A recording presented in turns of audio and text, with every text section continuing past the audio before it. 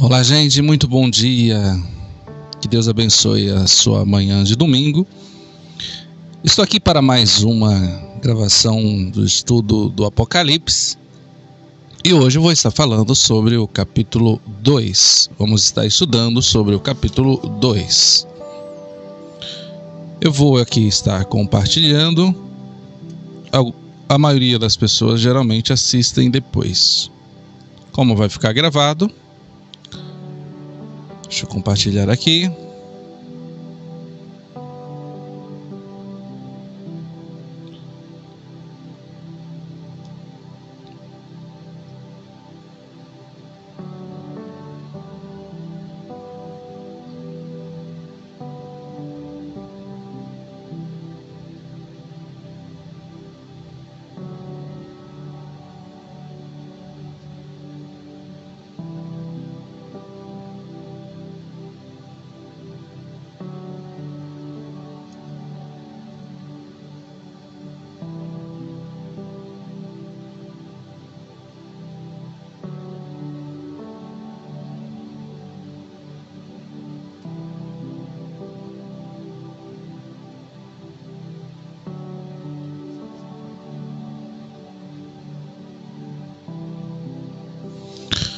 Apocalipse capítulo 2. Já compartilhei aqui.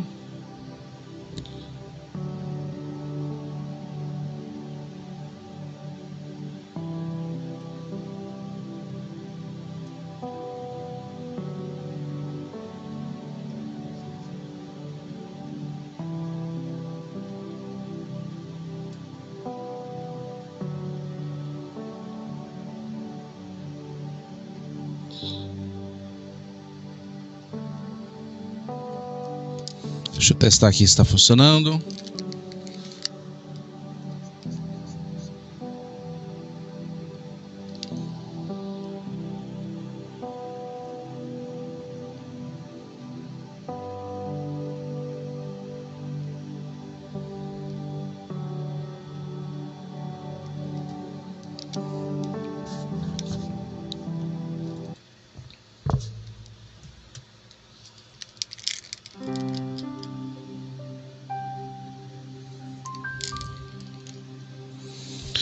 Ok, vamos lá. Semana passada eu estava falando sobre o primeiro capítulo de Apocalipse. Hoje vai ficar aqui gravado o capítulo 2. Um capítulo por estudo, tá? Cada vez que formos estudar um capítulo.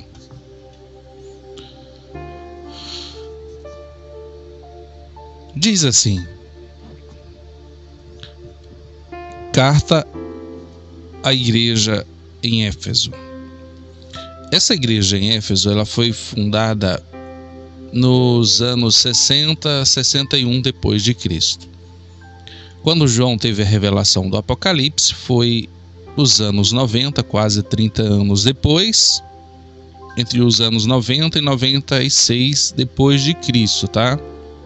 Estamos falando dos anos 60 agora da nossa era, não, tá? Depois de Cristo, logo depois que Jesus Cristo partiu. Diz assim: ao anjo da igreja em Éfeso escreve. Gente, presta atenção nesse detalhe. Há muitas pessoas que acreditam assim e não tem problema de acreditar. Assim como, pastor, ao anjo da igreja em Éfeso. O anjo da igreja pode ser sim os anjos que guardam aquela igreja, os anjos do Senhor, sim, pode ser o anjo do Senhor que guarda aquela igreja. Mas a palavra anjo significa mensageiro. Então, pode ser também um pastor, um presbítero, um evangelista, um diácono que estivesse conduzindo aquela igreja. Então ele pode ser um mensageiro. Então a palavra anjo e mensageiro é a mesma coisa. A partir do momento que transmite, leva a mensagem de Deus, é um mensageiro. Pode ser, porque os anjos, diz a palavra, que os anjos queriam pregar a palavra de Deus. E Deus deu essa incumbência aos homens. Então pode ser. Se a pessoa acredita que o anjo da igreja é o pastor, o presbítero, o evangelista, o diácono, não tem problema. Pode continuar acreditando assim. Mas pode ser também, que eu até falei que eu acredito que seja o anjo do Senhor, também não tem problema, porque a palavra anjo é mensageiro. E vocês conhecem muito bem que na Bíblia Sagrada, anjos dos céus vinham trazer mensagens, né? Inclusive, anjos vai ter uma função importante também aqui no livro de Apocalipse. Apocalipse 2, versículo 1. Ao anjo da igreja em Éfeso, isto diz: aquele que tem sua destra 7 estrelas, que anda no meio dos 7 candeeiros de ouro. Eu falei na aula passada que os candeeiros são luzes, né? Pequenas luzes. Eu expliquei na primeira aula lá, depois vocês vê lá o estudo da primeiro capítulo. O versículo 2, quem é esse aqui que tem na sua destra? Falando de Jesus, porque se você olhar no versículo 13 do capítulo 1, olha só. E no meio dos candeeiros, um semelhante ao Filho do Homem, vestido de uma roupa talá e cingido a sua cintura do peito com um cinto de couro. Está falando de Jesus. Então aqui Jesus está trazendo uma mensagem para aquela igreja, dizendo o seguinte no versículo 2: conheço as tuas obras.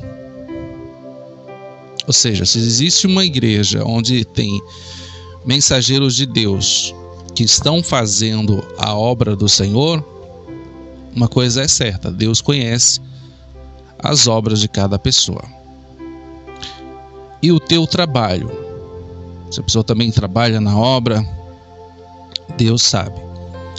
E da tua perseverança, se a pessoa é perseverante, conforme Jesus disse, aquele que perseverar até o fim será salvo. Sei que não podes suportar os maus. Sabe aquela pessoa que não suporta ver maldade? Não gosta de ver, não suporta o mal, ele detesta, ele não gosta de coisas más.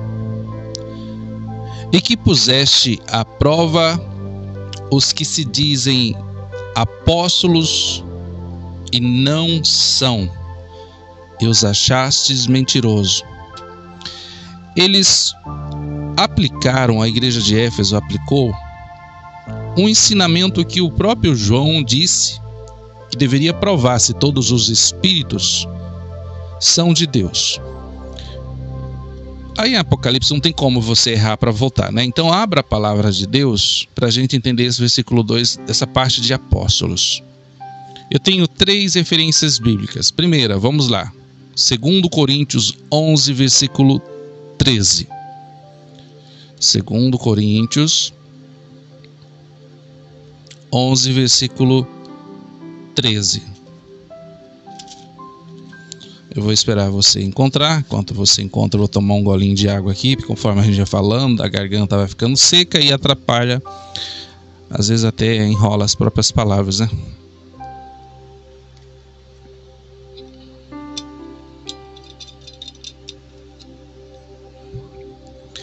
Segundo Coríntios 11, versículo 13, diz assim, ó. Falando que eles puseram à prova aqueles que se diziam apóstolos. Muitas pessoas hoje em dia podem se dizer apóstolo, mas tem que estar de acordo com a palavra de Deus. Se não tiver, versículo 13. Pois os tais são falsos apóstolos. Existem, gente, tá? Falsos apóstolos. Obreiros fraudulentos, disfarçando-se em apóstolo de Cristo. Aí ele fala, não é de se admirar, porque o próprio Satanás se disfarça em anjo de luz. Não é muito, pois que também os seus ministros do diabo, se disfarcem em ministros da justiça, a fim dos quais será conforme as suas obras. Então, vai existir muitos falsos apóstolos. Não saia daí, porque eu vou pegar outra referência bíblica que está aqui também, na palavra de Deus. Volte lá para próximo de Apocalipse, 2 Pedro. Fica próximo de Apocalipse. 2 Pedro, capítulo 2. Olha quem estava falando aquilo lá, os falsos apóstolos, era exatamente um apóstolo chamado Paulo. E agora nós vamos ver o apóstolo chamado Pedro. 2 Pedro,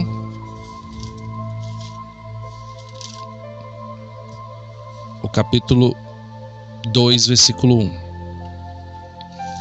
Eu estou aqui em primeiro, é o segundo, capítulo 2, versículo 1, diz assim: Mas houve também entre o povo falsos profetas, como entre vós haverá falsos mestres, pessoas que ensinam palavras mentirosas, profetas falsos, os quais introduzirão encobertamente heresias destruidoras. Heresias é falso ensinamento, né, gente?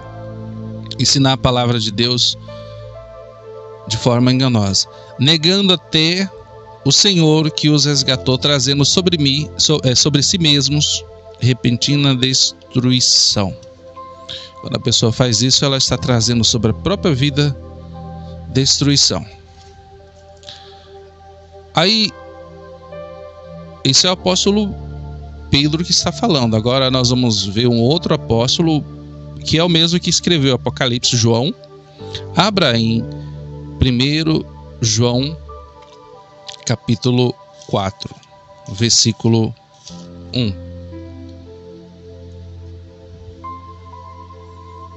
Olha que João já tinha escrito uma carta bem antes de ter a revelação do Apocalipse. Lembrando a você que vai entrando nessa live, vai assistir depois, estamos estudando no Apocalipse capítulo 2. Amados, João está dizendo, não criais a todo espírito, mas provai se os espíritos vêm de Deus. Porque muitos falsos profetas ou apóstolos, ou pessoas que ensinam, que estão ali, têm saído pelo mundo. Então, quando ele fala aqui, provai se os espíritos vêm de Deus, essa palavra mais ou menos, por isso que lá diz que Deus dá discernimento de espírito. Somente uma pessoa que tem discernimento de espírito, ela consegue entender se há algo de Deus ou não. Mas qual é a maior prova de você saber se a pessoa é um verdadeiro ou falso? É simples, Jesus Cristo deu a dica. Ele falou da seguinte maneira: pelo fruto se conhece uma árvore. Então ele disse, é só observar o fruto, a forma que a pessoa conduz, se ela realmente vive o que prega, se realmente ela aplica na vida dela aquilo que ela tanto ensina. Então, pelos frutos se conhece uma árvore. Se ela estiver dando fruto digno de justiça, de uma vida reta diante de Deus, ok. Se a palavra de Deus estiver de acordo, se olhar para a palavra e dizer, olha, realmente essa pessoa, você dá para saber quem realmente fala a verdade, ainda que ela fale a verdade, e você vê que há algo que ela fala que é verdadeiro, porém ela não vive aquela verdade, então é só observar. Jesus Cristo falou que nós não devemos julgar pela aparência.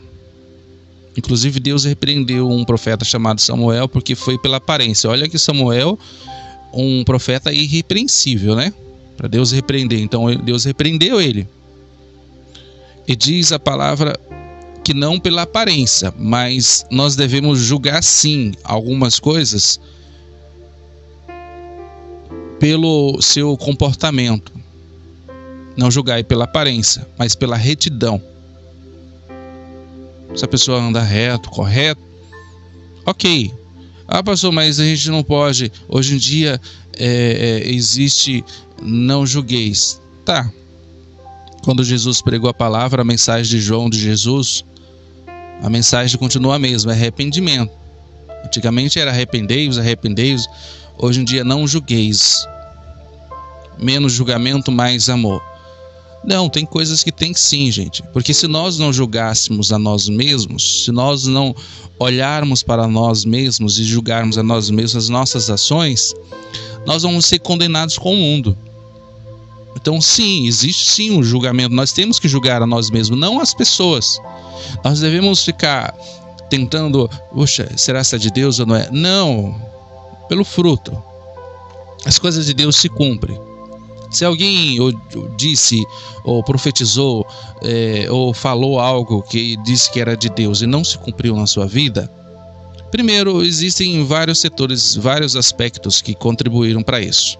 Mas na verdade, a maioria dá a entender que naquele momento a pessoa pode ter sido tomada por uma emoção, um desejo bom de ver a pessoa bem, e profetizou pela emoção. Então, existem outros fatores também. E pode ser influência do mal também, que usou para talvez desfocar a pessoa de um propósito. Aí é uma série de fatores que eu não vou entrar nessa questão agora, tá bom?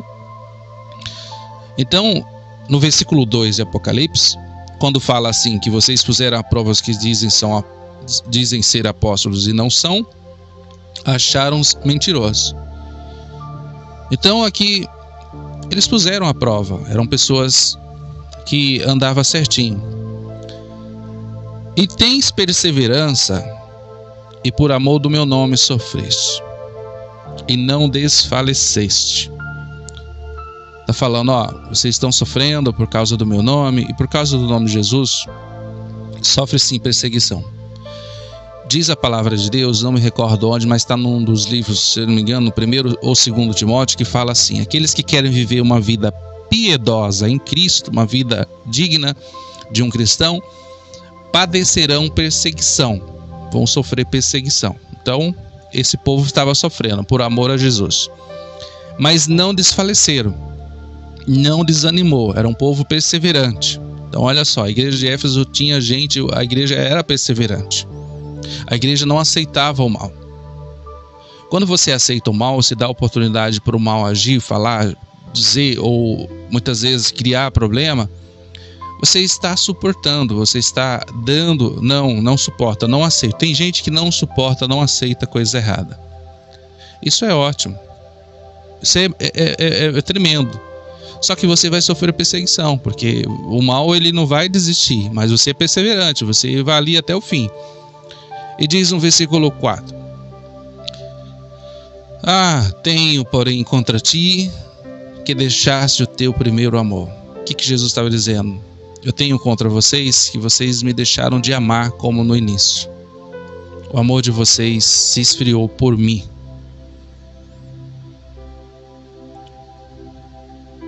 Será que foi por causa das lutas, das provações?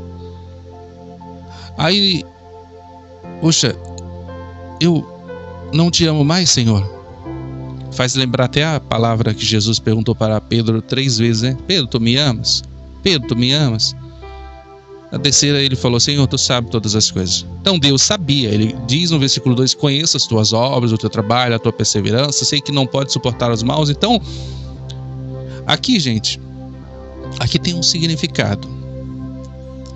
O que nós podemos aprender com Deus?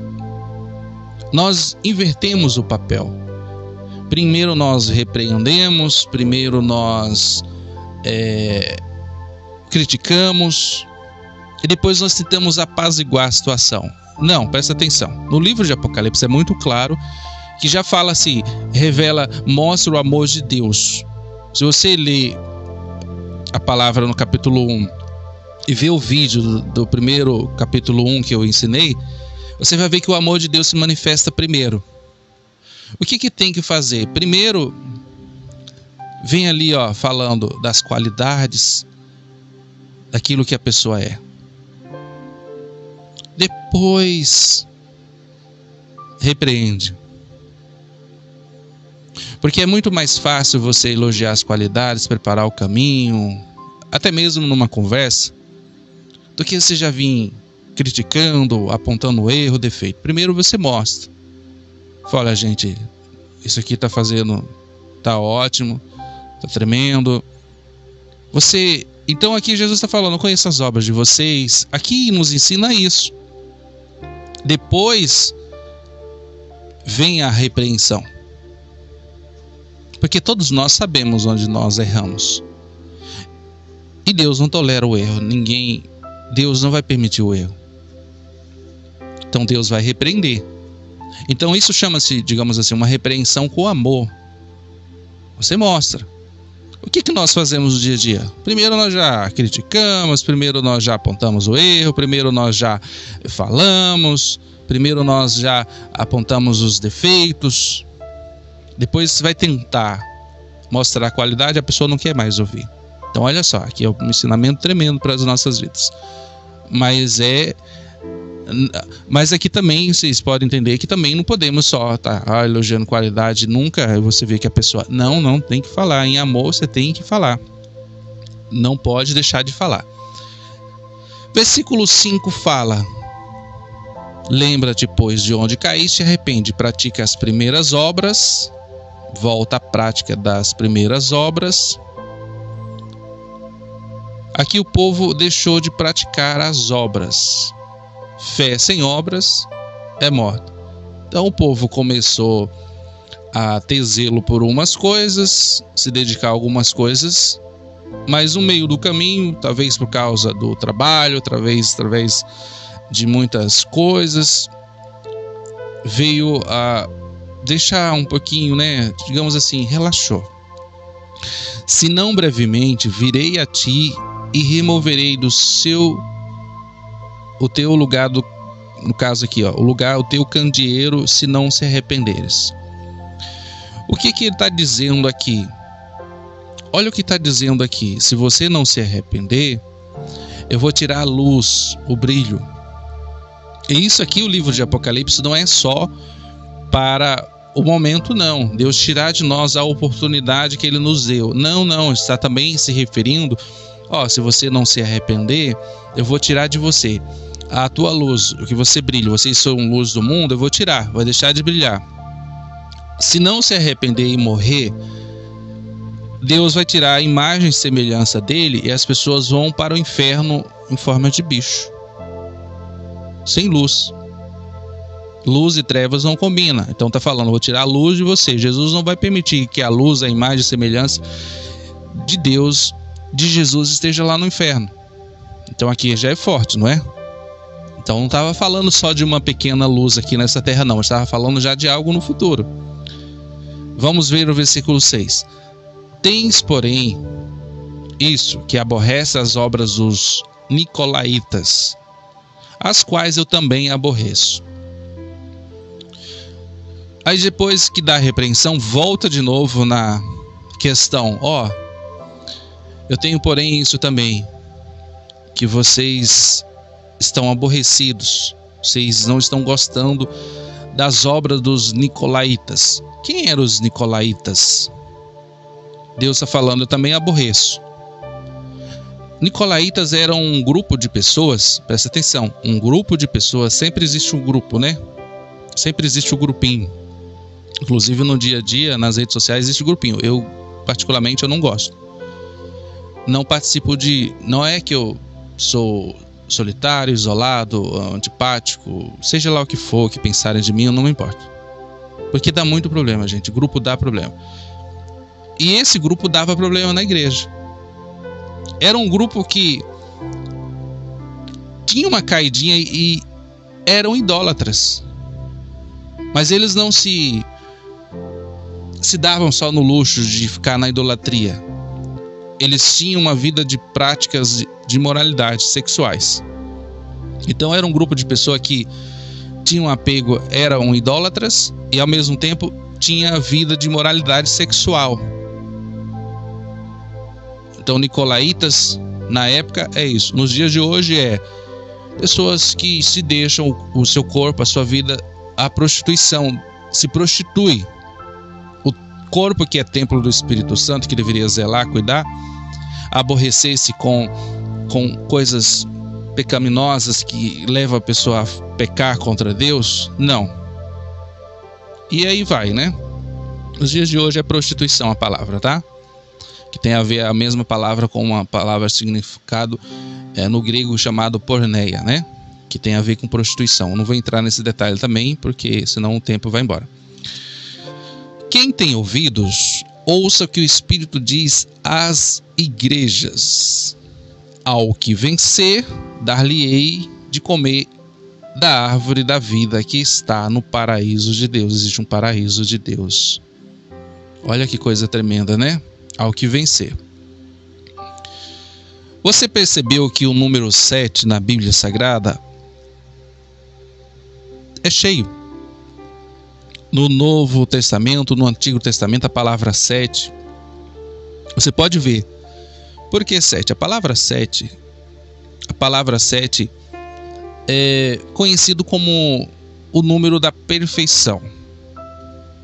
Só que a palavra 7 também, no hebraico, além dela ser, digamos, perfeição, ela também tem um sentido de concluir a missão, concluir a obra. É uma forma, um número 7, onde Deus faz a promessa e as pessoas vão cumprir a missão. E as pessoas tentam buscar, porque o número 7 exige um grau de perfeição, então as pessoas querem a perfeição. E muitas pessoas não alcançam a perfeição. Mas elas cumprem a missão. E quando elas cumprem a missão, elas recebem a recompensa por ter cumprido a missão, mesmo não completando de forma perfeita. Mas elas cumpriram a missão. Então Deus automaticamente, ele recompensa. Por isso que Deus fala, se vocês derem ouvidos que o Espírito diz à igreja, se vocês derem ouvido àquilo que eu estou dizendo, ok. Você pode ver, poxa, mas essa igreja aqui não era perfeita. Ok, mas ela estava cumprindo a missão. Tem muitas igrejas que não são perfeitas, mas estão cumprindo o papel chamado. Tem pessoas na igreja, eu não vou naquela igreja, essa, aquela, porque não é perfeita, porque o povo ali é assim, mas o povo está lá perseverando, o povo está lá fazendo a obra, o povo está cumprindo a missão chamado de Deus. E você, o que você está fazendo?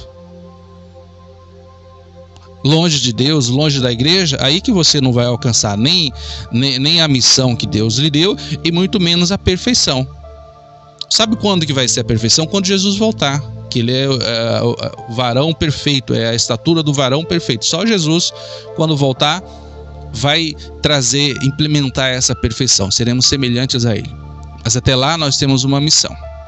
Mesmo imperfeito, Deus promete honrar. Então o número 7 está embutido nessas duas palavras: cumprir a missão com perfeição. Eu não consigo cumprir com perfeição, porque ninguém é perfeito. Ok, mas cumprir a missão que Deus lhe deu, mesmo que não é perfeito, mas você se esforçou, você perseverou, você se dedicou o máximo, mas não ficou perfeito, mas você cumpriu. Ok, você vai receber uma recompensa. É isso que Deus está falando para essa igreja. Então nesse capítulo 2 aqui já deixa isso bem claro, né? Vamos continuar? Versículo 8. Enquanto vocês estão... Leiam aí o versículo 8 enquanto eu tomo um golinho de água aqui, porque a garganta vai ficando seca.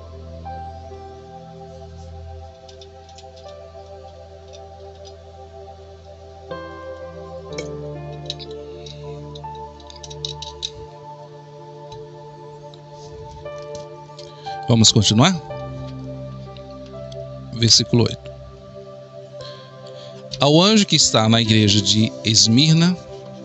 A igreja Esmirna, queridos, ela era conhecida como uma igreja pela sua formosura, pela sua beleza. A cidade de Esmirna era uma cidade bela, bonita. Uma cidade onde impressionava pela sua beleza. Aí diz aqui: ao anjo da igreja em Esmirna escreve: isso diz o primeiro e o último que foi morto e reviveu, Jesus. Conheço a tua tribulação e a tua pobreza, mas tu és rico e a blasfêmia dos que dizem ser judeus e não são, porém são das sinagogas de Satanás. Presta atenção. Está dizendo, eu conheço. Lá na igreja de Éfeso, ele estava dizendo também a mesma coisa. Começou, eu conheço a tua tribulação. Lá em Éfeso, ele conhece as tuas obras. Então essa igreja estava passando por uma tribulação muito grande. Era uma igreja que tinha o aspecto, mesmo sendo uma cidade bela, aquele povo estava vivendo uma situação, digamos, não riqueza, né? Mas eles tinham uma riqueza dentro deles de algo tremendo de Deus. Eles eram um povo, essa igreja estava passando por uma situação muito terrível. E dizem que são judeus e não são. Naquela igreja tinham pessoas que diziam ser crentes, diziam ser de Deus, mas não eram. Eles eram pessoas que faziam parte da sinagoga de Satanás, eram pessoas que não adoravam a Deus, porque nas cidades do Apocalipse aqui, as 7 igrejas da Ásia, nessa igreja, eu estou falando assim, gente, para não me atrapalhar, porque é muito sério ensinar Apocalipse. Existia em uma dessas igrejas, depois eu trago detalhezinho para você, uma dessas cidades tinha culto ao imperador romano, muito antes de Jesus vir. Os anos 30 a 39, se eu não me engano, antes de Jesus vir. Então essa igreja já existiu antes de Jesus vir, esse povo já existiu antes de Jesus vir. E lá existia um culto ao imperador romano. Então muitas pessoas aqui, já participavam, cultuavam, não a Deus. Versículo 10: não temos o que há de padecer, eis que o diabo está para lançar alguns de vós na prisão.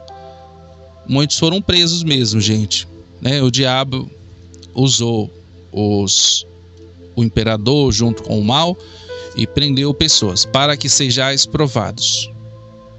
E tereis uma tribulação de 10 dias, ou seja, uma tribulaçãozinha rápida, um mover do mal provisório. E Deus está falando, mas fiquem tranquilos, ser fiel até a morte, ou seja, mas vão ser presos. Presta atenção nesse detalhe. O cativeiro, a prisão, é o último passo para a morte. Quando alguém era preso no cativeiro, alguém era na prisão, praticamente ali saía praticamente para morrer. Você lembra daquela passagem que prenderam alguns apóstolos e um dos apóstolos, se eu não me engano, Tiago, foi morto pelo rei lá na época? Então você vê, prendeu, morto. Aí lembra da passagem que Pedro foi livre? Ali praticamente Pedro ia ser morto, mas Deus não permitiu, porque não era o tempo. Aí ele está falando para o povo no versículo 9, no versículo 10, Apocalipse 2:10: ser fiel até a morte e dar-te-ei a coroa da vida. Puxa, por que Deus permitiu isso? Por que Deus permite essas coisas? Calma, que no livro de Apocalipse a revelação vai mostrar. Primeiro revelou o amor de Deus, mas vai mostrar a justiça. Deus é amor, mas Deus é justiça também, tá? Então no livro de Apocalipse deixa muito claro isso. Quem tem ouvidos, ouça o que o Espírito diz às igrejas: o que vencer, de modo algum sofrerá o dano da segunda morte. Gente, a segunda morte é a morte eterna, a morte, a eternidade para longe de Deus. A segunda morte é a morte mais terrível, que é a morte onde pessoas vão para o inferno. Então é uma morte de um ponto de partida para o inferno. Está dizendo, não vai sofrer o dano da segunda morte. Morreu uma vez, o homem está ordenado a morrer uma vez. Depois disso virá, entendeu? O poder de Deus, a manifestação de Deus. Então é tremendo. Versículo 12 diz assim: a carta à igreja de Pérgamo. Essa igreja aqui de Pérgamo, ela era praticamente o centro da idolatria. Lembra que eu falei que era uma cidade onde tinha um trono, uma estátua, um lugar de adoração ao imperador romano? E quem não adorasse era preso e morto. Alguns queimados vivos, outros lançados para os leões, e assim vai. Ao anjo da igreja em Pérgamo escreve: isso diz aquele que tem a espada de 2 gumes. A palavra de Deus, né? A palavra de Deus não é como a espada de 2 gumes que vai sair da boca de Jesus. Isso até mesmo lá na frente, quando tiver o Armagedon. Versículo 3: sei onde habitas, que é o trono de Satanás. Já imaginou essa igreja servindo num lugar onde existia um trono, um culto, adoração ao imperador, e quem não adorasse? Você imagina alguém servindo num lugar desse, sendo uma igreja num lugar onde a adoração não era para ser para Deus, para Jesus, para ninguém, somente para o imperador romano? Você serviu, como é que você consegue? Jesus está dizendo: eu sei onde você habita, é onde está o trono de Satanás. Mas retens meu nome e não negastes a minha fé. A pessoa guardou o nome de Jesus e não negou a fé, se precisasse ser morto. Mesmo nos dias de Antipas, minha testemunha fiel. Não fala muito sobre esse Antipas aqui, mas foi uma testemunha fiel, o qual foi morto entre vós, onde Satanás habita. Ou seja, esse homem aqui foi uma testemunha, testemunhou, declarou, e por causa disso ele foi morto, onde habita Satanás, que é o trono do imperador. Então, onde existe idolatria, onde existe poste ídolo, ali existe uma influência, um trono de Satanás. Isso é fato. Onde existe. Versículo 14 diz: entretanto, algumas coisas tenho contra ti, porque tens aí os que seguem a doutrina de Balaão, o qual ensinava Balaque a lançar tropeços diante dos filhos de Israel, induzindo a cometerem tais coisas sacrificadas a ídolos e a se prostituir. Aqui fala sobre a doutrina de Balaão. Balaão foi um homem que, movido por interesse, ofereceu dinheiro para ele, e diz a palavra: o dinheiro é a raiz de todos os males. Então, por causa de dinheiro, Balaão foi induzido por um homem chamado Balaque lá no passado, no Antigo Testamento. E essa doutrina, essa forma de Balaão ensinar os filhos de Israel, ele era uma pessoa que tinha influências assim, digamos, Deus usava ele, mas ele se deixou levar pelo dinheiro. Então, nos dias de hoje não é diferente, né? Pessoas começam bem o seu ministério, de repente cresce e vai indo, de repente daqui a pouco se distancia de Deus por dinheiro. Faz qualquer negócio, vende as coisas de Deus, e tem gente que compra, né, gente? Aí acaba induzindo as pessoas a até mesmo fazerem coisas que desagradam a Deus, conforme diz aqui, sacrificadas a ídolos e a se prostituírem. Então aqui Balaão tinha uma doutrina de levar as pessoas e induzir as pessoas a cometerem coisas maldosas. Então é isso que o mal faz, ele induz as pessoas, ele envia a tentação, ele induz as pessoas. E claro, nos dias de hoje as pessoas deixam, as pessoas por dinheiro vendem um corpo, por dinheiro vende, infelizmente, até a própria alma. Então Balaão era uma, então tá falando, olha, que vocês, alguns aí seguem a doutrina de Balaão por interesse, pessoas interesseiras, pessoas que não se preocupam com a sua alma, vendem praticamente a sua alma, digamos assim. Aí no versículo 15, assim tens também alguns que de igual modo seguem a doutrina dos nicolaítas. Assim, ó, tá falando, nossa, nessa igreja tinha um problemaço, nessa cidade tinha um problema, tinha o trono de Satanás, culto ao imperador romano. Essa igreja tinha pessoas que seguiam a doutrina de Balaão. Você imagina, o mal agindo, o mal naquela cidade era terrível, era o trono mesmo do diabo, conforme está escrito. Então a influência, para alguém servir a Deus num lugar onde uma influência forte dessa, pessoas que ensinavam as pessoas a tropeçarem com a doutrina de Balaão, ainda existia alguns também que seguiam a doutrina dos nicolaítas, conforme eu falei, que eram pessoas que levavam as pessoas à prostituição e à idolatria. Olha que sério, né, gente? Aí no versículo 16, arrepende-te, pois, ou senão virei a ti em breve, e contra eles batalharei com a espada da minha boca. Espada de dois gumes. Quem tem ouvidos, ouça o que o Espírito diz às igrejas. Ao que vencer, darei o maná escondido, que lhe darei uma pedra branca, e na pedra um novo nome escrito, o qual ninguém conhece, senão aquele que o recebe. Aqui vocês perceberam, darei ao que vencer o maná escondido.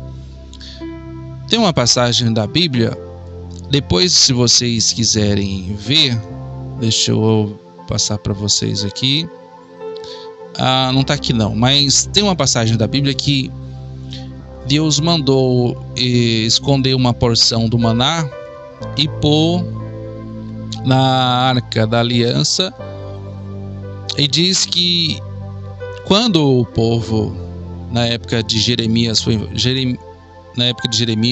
povo foi cativo e destruíram a cidade, dizem que Jeremias escondeu em uma caverna esse maná aqui, ó. Esse maná. E esse maná está escondido. Esse maná só será revelado, só será dado ao que vencer quando Jesus voltar. Olha só.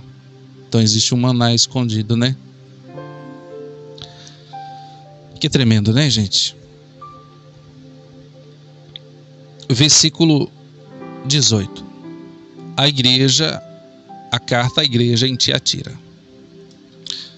Pra gente estar terminando, né? Tá aí já. Ao anjo da igreja em Tiatira escreve: Isso diz o Filho de Deus, que tem os olhos como chama de fogo e os pés reluzentes a latão reluzente, semelhantes a latão reluzente. Conheço as tuas obras. Olha só, Deus conhece também aqui dessa igreja as obras que eles estavam fazendo. E o teu amor, era uma igreja que tinha amor, a tua fé e o teu serviço e a tua perseverança. Sei que as tuas últimas obras são mais numerosas do que as primeiras. Ou seja, esse povo aqui não perdeu, gente, olha, não perdeu o amor. Tinha obra, tinha amor, tinha fé, tinha serviço, tinha perseverança. E as coisas que eles faziam, as últimas coisas eram muito maiores. Ou seja, se no início eles fizeram algo, assim, praticamente no final da vida, digamos, de combate, de carreira, eles estavam ainda perseverantes, fazendo, olha só que coisa, né? Aí no versículo 20, somente das 7 igrejas, 2 não foram repreendidas, a maioria foi repreendida.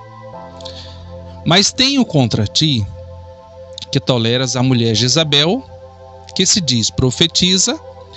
Ela ensina e seduz os meus servos a se prostituírem e a comerem das coisas sacrificadas a ídolos.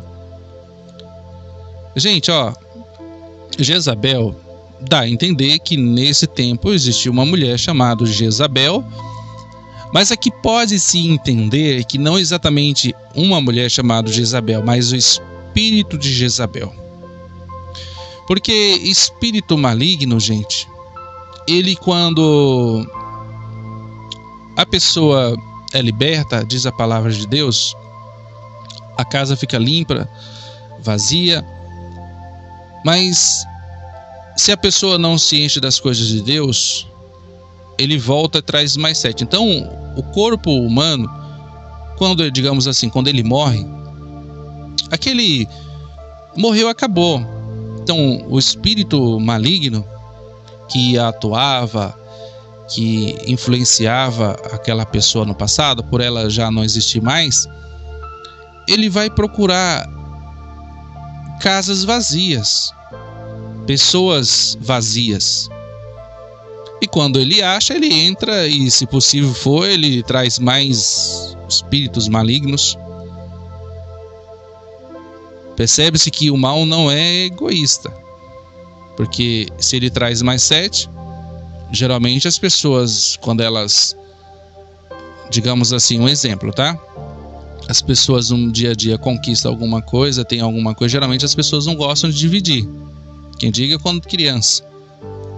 Mas aqui o mal, ele não é egoísta. Então, se possível for, ele traz, porque quanto mais influência do mal, mais maldades, crueldades, coisas terríveis acontecem. Então, tem uma brecha, vem ele deixa, e diz aqui, ó, e geralmente ele não é que nem disse Jesus, ele não tem reino dividido contra si. São bem unidos, tá? O mal se une para fazer maldades. Porque se o mal lutar contra si, Jesus fala que o seu reino não vai subsistir, não vai existir. Então, eles querem que existam por muito tempo. Então, eles não vão querer ter problemas, não podem ter problemas. Na verdade, se você observar isso, muitas vezes o mal é mais unido do que as pessoas que muitas vezes não vão na igreja. As pessoas geralmente, quando não tem muitas coisas de Deus, o mal engana as pessoas e mostra uma certa falsa unidade do que muitas vezes na igreja. Então a gente deve prestar atenção nesse detalhe, né, gente? Podemos ficar devorando uns aos outros, como diz a palavra de Deus, mas amarmos uns aos outros como Cristo nos amou. Mas tenho contra ti que toleras a mulher Jezabel. Havia uma certa tolerância. Se em algumas igrejas lá atrás era tolerância 0, aqui não. Essa igreja tolerava. Uma igreja que tinha, olha só, no versículo 19, muitas coisas boas. Tinha obra, tinha amor, tinha fé, tinha serviço, tinha perseverança. Porém, tinha uma que se dizia profetisa, chamada Jezabel. Essa mulher profetizava. Através do seu ensino, não só profetizava, presta atenção, ó, versículo 20, que se diz profetiza, vírgula, ela ensina, profetiza e ensina e seduz os meus servos a se prostituírem. Qual era a forma de prostituição? Era através de atos sexuais mesmos. Era através de sacrifícios a ídolos. Versículo 21. Der-lhe-ei tempo para que se arrependesse. E ela não quer arrepender-se da sua prostituição. A palavra prostituição aqui já deixa bem claro. Era um povo que tinha uma vida de prostituição. Era uma vida... Então o espírito de Jezabel aqui é exatamente o espírito de Jezabel que atuou lá no passado. Ele atuava nessa igreja e que ele atua nos dias atuais. Porque se é uma das coisas que mais derruba homens e mulheres que são servos, ou muitos eram servos de Deus, é exatamente na questão da prostituição. Porque a prostituição está relacionada a coisas sexuais. Então, esse espírito ele continua agindo para fazer as pessoas caírem. Por isso que diz a palavra, aquele que está de pé, tome cuidado para não cair. Por quê? Se você vê lá Paulo falando, as cartas de Coríntios, geralmente aquele povo de Coríntios tinha essa vida, essa batalha. E quando se faz isso, o que acontece? Dá brecha para o mal agir mais ainda. Quantas famílias, pessoas, igrejas, ministério, no geral, por causa de algo assim relacionado à sua vida sexual, tem trazido transtorno e problemas para dentro dos lares, não é verdade? Deus está dizendo aqui, através da sua palavra, Jesus falando para aquela igreja, der-lhe tempo para que se arrependesse. E ela não se é que ela, vamos ver de novo, dar-lhe-ei tempo para que se arrependesse, e ela não quer arrepender-se da sua prostituição. Muitas vezes as pessoas estão fazendo coisa errada e Deus dá tempo, dá oportunidade para a pessoa tá fazendo coisa errada, e vai indo, acha que tudo que faz, tudo que está fazendo, se bebe, fuma, se prostitui, faz coisa errada, Deus vai dando tempo, oportunidade, mas chega uma hora que Deus não vai permitir mais, gente, não vai permitir. Sabe por quê? Porque se deixar, isso se torna um círculo vicioso, e as pessoas veem, oxa, essa pessoa cometeu isso, não aconteceu nada. Aí a pessoa fala, acho que se eu fizer também não vai acontecer nada. Aí entra no engano. Por isso que fala que ela enganava, ela induzia, seduzia. O mal é assim. No versículo 22, aí vem uma ameaça. Eis que a lanço num leito de dores, e numa grande tribulação os que cometem adultério com ela. Essa mulher aqui, praticamente como Jezabel no passado, ela tinha uma vida também assim, uma vida de adultério. Se não se arrependeres das obras dela. Olha só o que Deus está falando aqui. Dei tempo, não se arrependeu? Eu vou lançar ela num leito de dores. Eu vou lançar ela no leito de dores. Aí, se você observar, que coisa, né, gente? Numa grande tribulação, mas aqui não era só ela. Aqui também existiam outras pessoas. Ela vai parar no leito de dor. Ficar acamada. E numa grande tribulação, os que cometem com ela os mesmos atos. Quem está cometendo atos de prostituição, adultério com ela, eu vou trazer uma grande tribulação. Gente, eu acho que melhorou a conexão, né? Porque eu estava carregando aqui, esqueci de desligar. E quando está transmitindo ligado, dá uma chiadeirinha. Mas eu acho que está melhorzinho, né? Ficou melhor. Vamos lá. Versículo 23. E ferirei de morte os seus filhos, e todas as igrejas saberão que eu sou aquele que esquadrinha os rins e os corações. E darei a cada um de vós segundo as suas obras. Para estarmos terminando, diz assim: digo-vos, porém, a vós, os que demais que estão em Tiatira, a todos quantos não têm esta doutrina e não conhecem as profundezas de Satanás, que outra carga não virá sobre vós, não porei sobre vós. Aqui está dizendo, a tribulação, essa pessoa que vai para a cama, os seus filhos vão perecer, mas aos outros, a vocês, fiquem tranquilos. Vocês que não conhecem, não seguem essa doutrina, não vão fazer coisa errada, não querem conhecer as profundezas do mal, vocês que não gostam do mal, vocês, essa aí não vai vir sobre vocês não. Ou seja, a tribulação, a grande tribulação, vai vir somente sobre aqueles que fazem coisas erradas. E aqui no livro de Apocalipse já está dizendo, quando acontecer tribulação, porque alguma igreja que passou tribulação de 10 dias. A grande tribulação, que vamos estudar isso mais adiante, ela vai durar praticamente 3 anos e meio, né? 3 anos e meio, porque 3 anos e meio são 7 anos de tribulação, a grande tribulação, mas 3 anos e meio é paz, aquela coisa boa, mas depois de 3 anos e meio a coisa vai estourar.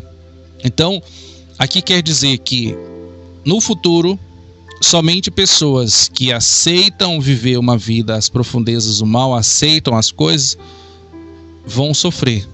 Deus vai poupar um povo que não se deixa, que vai ser fiel a Ele mesmo na tribulação no futuro. Mas, versículo 25, mais o que tendes, retende-o, até que eu venha. Ao que vencer, guarda as minhas obras até o fim, eu lhe darei autoridade sobre as nações. Quando Jesus voltar, quem estabeleceu o reino milenar, ele está falando, vocês, eu vou dar autoridade sobre as nações. essas pessoas que vencerem, que viveram uma vida a Cristo, vão voltar a receber. Tem pessoas que já partiram em Cristo, que já morreram na fé, perseveraram até o fim, elas vão voltar, provavelmente no reino milenar de Jesus. Isso nós vamos estudar mais para frente. E elas vão ter autoridade. Elas vão estar aqui tendo autoridade sobre as nações, porque o reino milenar vai envolver o reino de Cristo, onde existirão nações ainda, porque ainda não foi o fim. O fim vai vir só depois. Vamos estudar isso. E com vara de ferro as regerá, quebrando de modos que não são quebrados os vasos do oleiro. Vou voltar de novo. E com vara de ferro as regerá, quebrando-os do modo como são aqueles quebrados vasos de oleiro. Assim eu recebi a autoridade de meu Pai, e também darei a estrela da manhã.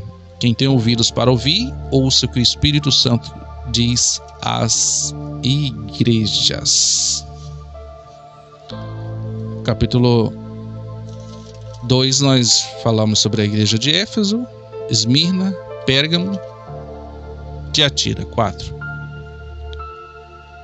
Capítulo 3 eu vou iniciar numa próxima aula, onde vamos falar sobre as últimas 3 igrejas e assim por diante. Olha, que Deus abençoe grandemente sua vida, que esta mensagem fale grandemente com vocês, que vocês Deus abra-se o entendimento de todos vocês, para vocês compreender mais ainda, em nome de Jesus. Pastor, eu posso ler o capítulo 3? Aí quando o senhor vier da aula, talvez eu entenda melhor. Pode ler, pode estar lendo, tá bom? É até melhor, porque você vai, alguma coisa que você não entender, Deus vai dar a direção, você vai entender melhor. Gente, olha, Deus abençoe, domingo abençoado, e até a próxima aula. Tchau.